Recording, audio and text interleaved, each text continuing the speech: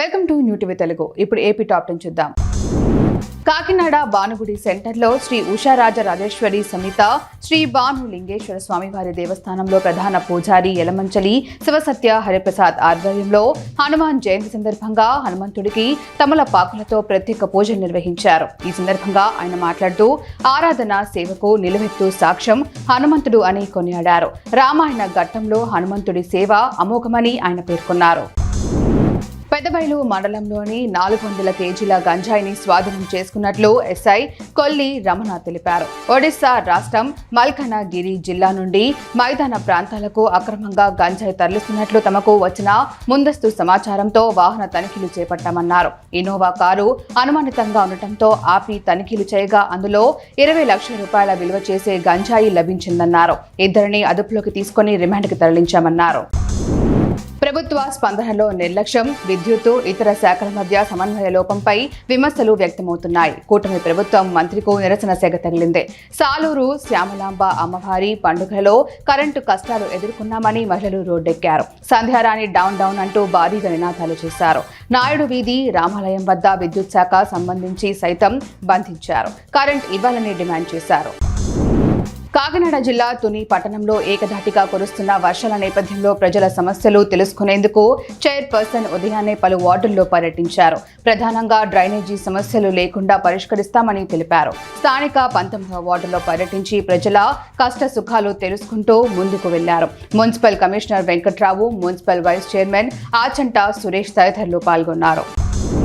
పెద్దకడ బూరు మండలం ముచ్చగిరి గ్రామంలో ఈ నెల 7వ తేదీన జరిగిన చోరీ కేసులో 3 నిందితులను పోలీసులు అరెస్ట్ చేసి వారి వద్ద నుంచి డబ్బు, బంగారం, వెండిని స్వాధీనం చేసుకున్నారు. ఎస్ఐ నిరంజన్ రెడ్డి తెలిపిన వివరాల ప్రకారం కురుక మహాదేవ గుడిసెల రంగమ్మకు చెందిన బంగారు ఆభరణాలు, వెండి ఆభరణాలు 51,000 రూపాయలు దొంగతనానికి గురయ్యాయి. బాధితుల ఫిర్యాదుతో కేసు నమోదు చేసి చోరీని ఛేదించినట్లు తెలిపారు. చిన్నపాటి వర్షం కురిసిన బందరు బస్టాండ్లో నీరు నిలిచిపోవడం ప్రయాణికులు అసహనం వ్యక్తం చేస్తున్నారు. తరాలు మారిన బందరు బస్టాండ్ తర్వాత మారట్లేనట్లుగా ప్రస్తుత పరిస్థితి ఉందన్నారు. ప్రయాణికులకు అసౌకర్యాలు కలుగుతున్నప్పటికీ అధికారుల నిర్లక్ష్యం అలాగే ఉంటుందన్నారు. నాయకులు ప్రతి ఎన్నికల్లోనూ బస్టాండ్ అభివృద్ధి హామీగా చెప్పినా నేటి వరకు ఎటువంటి విస్తృత ప్రణాళికలు అమలు చేయడం లేదని వాపోయారు. బద్వేల్ నియోజకవర్గం అట్లూరు మండలం ఎస్ వెంకటాపురానికి చెందిన మున్నయ్య అనే వ్యక్తికి 5 నెలల నుండి కిడ్నీ వ్యాధితో మంచానికి పరిమితమయ్యాడు. ఆయనకు 3 పిల్లలు, భార్య ఉన్నారు. కనీసం పూట గడవడానికి ఇబ్బందికరంగా ఉందని పిల్లలు కన్నీటి పర్యంతమవుతున్నారు. తమ తండ్రిని కాపాడాలని సీఎం చంద్రబాబుకు, నారా లోకేష్ కు వేడుకుంటున్నారు. వీడియో ద్వారా ప్రభుత్వం తమ కుటుంబాన్ని ఆదుకోవాలని కోరారు. మైలవరంలోని పలు చోట్ల డ్రైనేజీ పూడిత తీత పనులు చేపట్టకపోవడం ప్రజలు దుర్వాసన భరించలేక ఇబ్బందులు పడుతున్నారు. వర్షాకాలం వచ్చినా గ్రామ పంచాయతీ వారు డ్రైనేజీల్లోని వ్యర్థాలను తొలగించడం లేదని ప్రజలు వాపోతున్నారు. మురుగు వాసనతో ముక్కు మూసుకొని ప్రయాణాలు సాగించవలసి వస్తుందని ఇప్పటికైనా గ్రామ పంచాయతీ అధికారులు గ్రామంలోని డ్రైన్లను శుభ్రపరచాలని కోరుతున్నారు.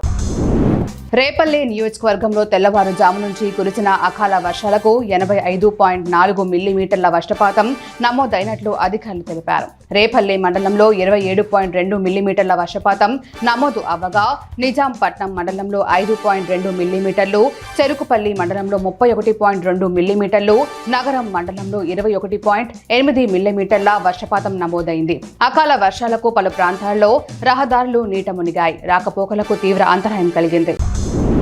యోగాతో ఆరోగ్యం, మానసిక ప్రశాంతత లభిస్తుందని శాసనసభ స్పీకర్ చింతకాయల అయ్యన్న పాత్రుడు సతీమణి స్థానిక మున్సిపల్ కౌన్సిలర్ పద్మావతి అన్నారు. నర్సీపట్నం శారదా నగర్లో నిర్వహించిన యోగా కార్యక్రమంలో ఆమె పాల్గొన్నారు. యోగాతో అనేక ప్రయోజనాలు ఉన్నాయన్నారు. ప్రతి ఒక్కరూ రోజు యోగాకు 1 గంట సమయం కేటాయించాలన్నారు.